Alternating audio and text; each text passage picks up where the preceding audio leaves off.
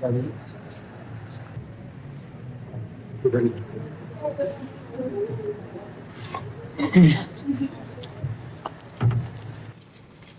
जी की चुनरी है, ले लें। प्रिया जी, राधे राधे महाराज। राधे राधे राधे। छोटा सा गोपाष्टमी उत्सव है अभी 29 तारीख का, कल का। अपना ब्रज में गौ माता का अस्पताल है। बहुत सुंदर, बहुत सुंदर। आपका आशीर्वाद। हाँ, बहुत सुंदर। नहीं, हॉस्पिटल है हमारे जी, जहाँ जो गौ माताओं का उपचार वगैरह। बहुत उत्तम बात है। धन की सो धन धन्य प्रथम गति जाकी। उत्तम धन की सार्थकता यही है कि जैसे जिन गौओं की सेवा नहीं होती या जो गौएं असमर्थ हैं, रोगी हैं, उनके दुख निवारण की बहुत बड़ी बात है। खूब भाव से चलो, भगवान का यश गाओ और स्वयं नाम जप करो और धर्म से चलो। जीवन का यही लाभ है। और जितना परोपकार कर सको, अर्थ बढ़े, तो ऐसे ही परोपकार करना चाहिए। जैसे कर रहे हो ऐसे ही परोपकार करना चाहिए। बहुत सुंदर है। आपकी कृपा बनी रहे बाबा। हाँ, बिल्कुल। भगवान की जिस पर कृपा होती है ना, तो सब कृपा उन्हीं की कृपा से। जा पर कृपा राम की होई, ता पर कृपा करे। तो खूब नाम जप करो, भगवत पार्षद हो, अपने स्वरूप का चिंतन करो और परमार्थ करो।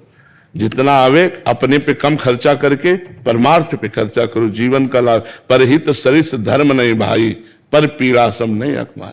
तो जो दूसरों का हित करता है, भगवान उससे बहुत प्रसन्न होते हैं। जटायु जी से कह रहे हैं, मेरी कृपा से तुम परम पद प्राप्त नहीं कर रहे, हे तात, अपनी करनी से तुम परम पद प्राप्त कर रहे हो। तुमने जो सिया जी की रक्षा रूपी करनी की, उससे परम पद प्राप्त कर रहे हो। तो जो दूसरों की रक्षा, दूसरों को सुख देना और दूसरों का उपकार करना, ये जो भावनाएं भगवान को बहुत प्रसन्न करती है। तो इसलिए बहुत सुंदर बात की जो गौओं की सेवा की, ये बहुत उत्तम बात है। बाबा, कभी कभी एक भाव आता है कि ब्रज में जन्म दिया है, हमारा खाम्बी ब्रज में आता है गाँव। ये ठाकुर जी की सेवा है नाम जप की, लेकिन ब्रज में जन्म लेने के बाद भी ऐसी सेवा दी है कि ब्रजवास नहीं होता। हाँ, देखो, अगर हम ब्रजेंद्र नंदन के आश्रित हैं और ब्रज किशोरी के चरणों का चिंतन करते हैं और हमें ये सेवा मिले कि हम जा जा करके समाज के सोए हुए लोगों को जगाकर नाम रूप लीला धाम में लगाए, तो हमें इस बात की पश्चाताप नहीं होना चाहिए कि हमें धाम वास नहीं मिल रहा, ब्रज 84 कोष में वास नहीं मिल रहा। हम उनकी सेवा में ही तत्पर हैं।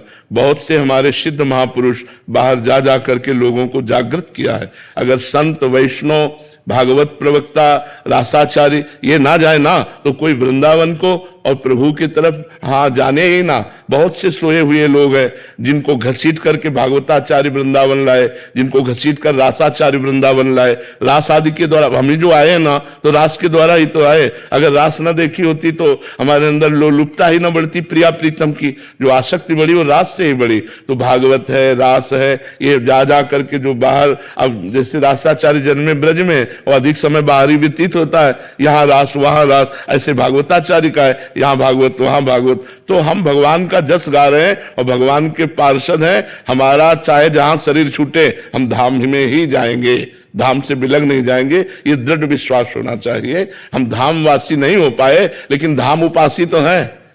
तो धाम उपासी और धामवासी एक ही गति होती है। जैसे हम वृंदावन महिमामृत का जब गान करते हैं तो दोनों पक्ष रखते हैं, एक धामवास का और एक धाम आश्रय का, धाम उपासना का। यदि आप धाम उपासना और आश्रय लिए हो तो आप अमेरिका में रहो, तो भी आपको जब शरीर छूटेगा तो आप वृंदावन ही आओगे।